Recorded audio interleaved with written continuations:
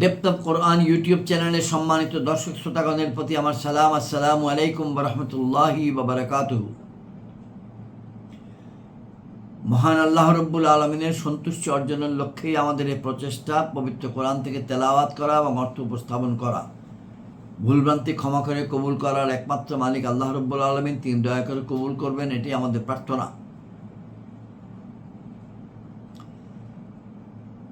Depth of Quran YouTube চ্যানেলে আমরা ইংরেজি এবং বাংলা দুইটি ভাষায় উপস্থাপন করি। বাংলা ভাষ্যে আজকে এই মুহূর্তে আমরা ইনশাআল্লাহ উপস্থাপন করব ৯৭তম পর্ব। আমরা ইনশাআল্লাহ এখন তেলাওয়াত করব পবিত্র কোরআনের সূরা ইউসুফ ১২তম সূরার ৮৭তম আয়াত থেকে ১০০তম আয়াত পর্যন্ত। সূরা ইউসুফের তেলাওয়াত এবং অর্থ উপস্থাপন শুরু হয়েছে ৯২তম পর্ব থেকে, এবং প্রথম দিকে দুটি পর্বে আমরা সূচনা বক্তব্য দিয়েছি একটু দীর্ঘ। সেখানে আমরা উপস্থাপন করেছি সূরা ইউসুফের শান নজুল, সূরা ইউসুফের মৌলিক বিষয়বস্তু কী। গত ৫টি পর্বে যা এসেছে তারই ধারাবাহিকতায় এই ৯৭তম পর্ব ও ইউসুফ আলাইহিস সালাম এর নিকট তার ভাইয়েরা যেতেন শস্যের জন্য। কেন যেতেন? কারণ ওই সময় দুর্ভিক্ষ হচ্ছিল সমস্ত রাজ্যব্যাপী। সবাই বাদশার দরবারে যেত কিনে আনার জন্য শস্য তাদের সরকারি গুদাম থেকে, আর অনেকের জন্য সেটা দান খয়রাত হতো। সেই সময় ইউসুফ আলাইহিস সালামের ছোটো ভাই বিনয়ামিনকে আল্লাহ রাব্বুল আলামিন কর্তৃক শিখিয়ে দেওয়া কৌশলে তার কাছে ইউসুফ আলাইহিস সালাম রেখে দেন। বাকিরা তার পিতার কাছে ফেরত আসেন। এখন আরেকবার যাওয়ার সময় অকেশন হয়ে এসছে। আমরা এখন তেলাওয়াত শুরু করলে বুঝবেন ইনশাআল্লাহ। যে কিতাব থেকে আমরা তেলাওয়াত করছি এবং অর্থ বলছি সেটি হলো আলা হযরত ইমাম মুহাম্মদ আহমদ রেজা খান বেরলভী রহমতুল্লাহি আলাইহি কর্তৃক কৃত পবিত্র কোরআনের তর্জমা, যেটির নাম কানজুল ঈমান, এবং হাকিমুল উম্মত আল্লামা মুফতি আহমদ ইয়ার খান নঈমি রহমতুল্লাহি আলাইহি কর্তৃক কৃত তাফসিরুল কোরআন, যেটির নাম নুরুল ইরফান। এই দুটির সমন্বয়কৃত বাংলা অনুবাদ করেছেন মাওলানা মোহাম্মদ আব্দুল মান্নান, চট্টগ্রাম নিবাসী।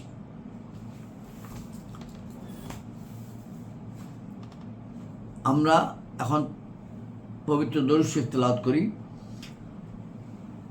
তার আগে আজকের তারিখ হচ্ছে মুহররম মাসের ১৪ তারিখ, ১৪৪৭ হিজরি, আষাঢ় মাসের ২৬, ১৪৩২ বাংলা, এবং ১০ই জুলাই ২০২৫ খ্রিস্টাব্দ।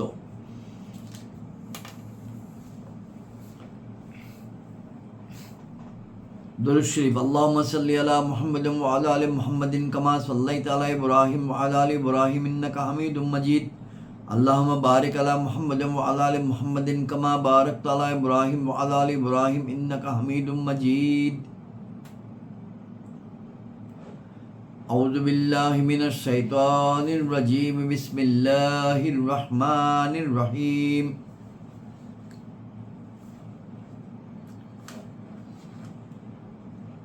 يا بني يذهبوا فتحسسوا من يوسف وأخيه ولا تيأسوا من روح الله لا إنه لا ييأس من روح الله إلا القوم الكافرون فلما دخلوا عليه قالوا يا أيها العزيز مسنا وأهلنا الضر وجئنا ببضاعة مجزاة فأوفي لنا الكيل وتصدق علينا إن الله يجزي المتصدقين قال هل علمتم ما فعلتم بيوسف وأخيه إذ أنتم جاهلون قالوا أئنك لأنت يوسف قال أنا يوسف وهذا أخي قد من الله علينا إنه من يتقي ويصبر فإن الله لا يضيع أجر المحسنين قالوا تالله لقد آثرك الله علينا وإن كنا لخاطئين قال لا تثريب عليكم اليوم يغفر الله لكم وهو أرحم الراحمين اذهبوا بقميصي هذا فألقوه على وجه أبي أتي بصر واتوني بأهلكم أجمعين ولما فصلت العير قال أبوهم إني لأجد ريح يوسف لولا أن تفندون قالوا تالله إنك لفي ضلالك القديم فلما أن جاء البشر ألقاه على وجهه فارتد بصير قال ألم أقل لكم إني أعلم من الله ما لا تعلمون قالوا يا أبانا استغفر لنا ذنوبنا إنا كنا خاطئين قال سوف أستغفر لكم ربي إنه هو الغفور الرحيم فلما دخلوا على يوسف أوى إليه أبويه وقال ادخلوا مصر إن شاء الله آمنين ورفع أبويه على العرش وخروا له سجدا وقال يا أبت هذا تأويل رؤيا من قبل قد جعلها ربي حقا وقد أحسن بي إذ أخرجني من السجن وجاء بكم من البدو من بعد أن نزغ الشيطان بيني وبين إخواتي إن ربي لطيف لما يشاء إن ربي لطيف لما يشاء إنه هو العليم الحكيم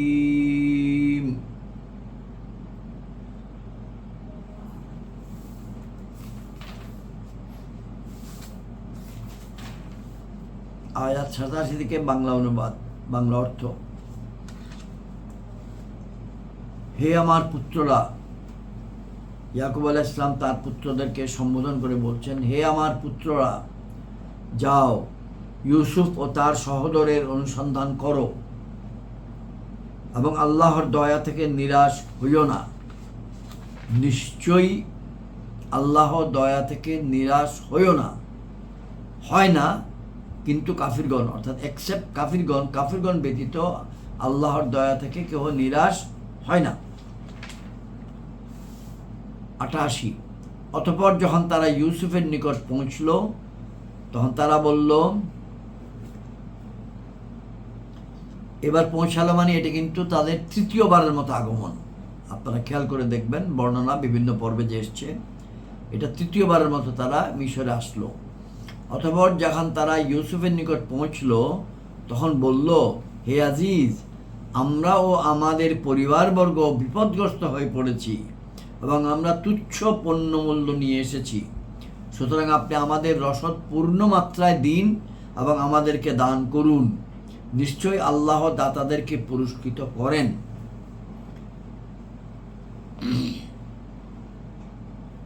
তখন ইউসুফ আলাইহিস সালাম বললেন, আজিজ বললেন, কিছু খবর আছে কি? তোমরা ইউসুফ ও তার সহোদরের প্রতি কিরূপ আচরণ করেছিলে যখন তোমরা অজ্ঞ ছিলে? তারা বলল, ভাইয়েরা বলল, তবে কি সত্যি সত্যি আপনি ইউসুফ?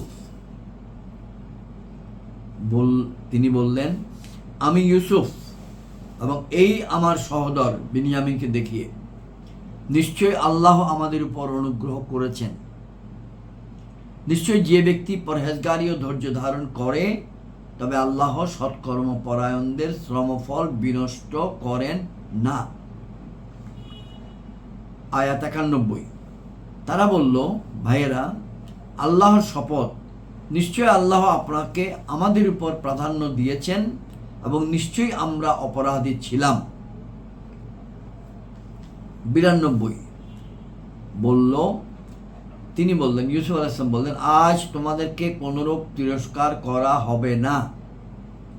আল্লাহ তোমাদেরকে ক্ষমা করুন এবং তিনি সমস্ত দয়ালুর চেয়ে অধিক দয়ালু। ওয়াহুয়া আরহামুর রাহিমিন। আয়াত 93। আমার এই জামা নিয়ে যাও। ইউসুফ আলাইহিস সালাম তার ভাইদেরকে বলছেন, আমার এই জামা নিয়ে যাও, এটা আমার পিতার মুখমণ্ডলের উপর রেখে দিও, তিনি দৃষ্টিশক্তি ফিরে পাবেন। আর তোমাদের পরিবারের সকলকে আমার নিকট নিয়ে এসো। আয়াত 94। যখন কাফেলা মিশর থেকে বের হয়ে পড়ল, এখানে তাদের পিতা বলল, নিশ্চয়ই আমি ইউসুফের খুশবু পাচ্ছি। যদি আমাকে তোমরা এই কথা না বলো যে আমার স্বাভাবিক অবস্থা লোপ পেয়েছে।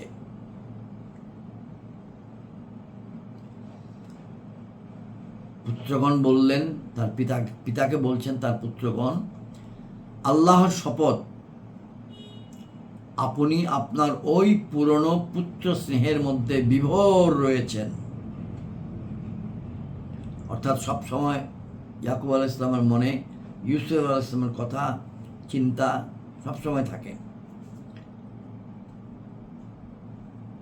96। অতঃপর যখন সুসংবাদদাতা উপস্থিত হলো, তখন সেই জামাটা ইয়াকুবের মুখের উপর রাখল। কোন জামা? যে জামাটা ইউসুফ আলাইহিস সালাম দিয়েছিলেন। তখনই তার দৃষ্টিশক্তি ফিরে এলো এবং ইয়াকুব আলাইহিস সালাম বলে উঠলেন, আমি কি বলতাম না যে আল্লাহর সেই সব মহিমা আমার জানা আছে যা তোমরা জানো না? তারা বলল, হে আমাদের পিতা, আমাদের পাপরাশির জন্য ক্ষমা প্রার্থনা করুন, নিশ্চয়ই আমরা অপরাধী। আয়াত 98। ইয়াকুব আলাইহিস সালাম বললেন, শীঘ্রই আমি তোমাদের ক্ষমা আমার রবের নিকট চাইব, নিশ্চয়ই তিনি ক্ষমাশীল দয়ালু। ইন্নাহু হুয়াল গফুরুর রহিম। আয়াত 99। অতঃপর যখন তারা সবাই ইউসুফের নিকট পৌঁছল, তখন সে আপন মাতা ও পিতাকে নিজের পাশে স্থান দিল এবং বলল, মিশরে প্রবেশ করুন, আল্লাহ যদি চান, নিরাপদ অবস্থায়। আয়াত 100 এবং আজকের আলোচনার শেষ আয়াত। এবং আপন পিতা ও মাতাকে তার সিংহাসনে বসালো, অর্থাৎ ইউসুফ আলাইহিস সালাম তার সিংহাসনে বসাই দিলেন নিজের পিতা মাতাকে, এবং সবাই তার জন্য সাজদায় পড়ল।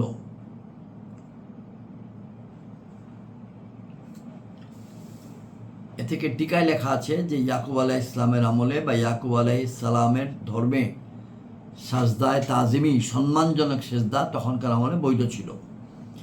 আর ইউসুফ বললেন, হে আমার পিতা, এটাই আমার পূর্বেকার স্বপ্নের ব্যাখ্যা।